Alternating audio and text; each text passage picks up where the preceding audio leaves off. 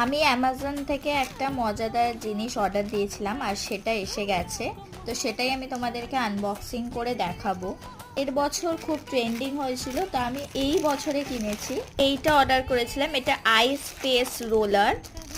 তো এটা অনেকেই জানে কারণ আগের বছর খুব ভাইরাল হয়েছিল। বেসিক্যালি এরকম দুটো পার্টে আসে, এটার ওপর একটা পার্ট যায় আর এইখান দিয়ে জলটা ফিল করতে হয় এবং এটাকে বসাতে হবে, তবেই মানে রেডি হয়ে যাবে এই আইসটা।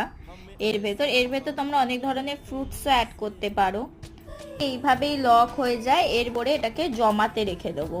তো এটা জমে গেলে এর ভেতর আইসটা রেডি হয়ে যাবে, তারপরে ক্যাপটা খুলে জাস্ট তোমরা অ্যাপ্লাই করতে পারো।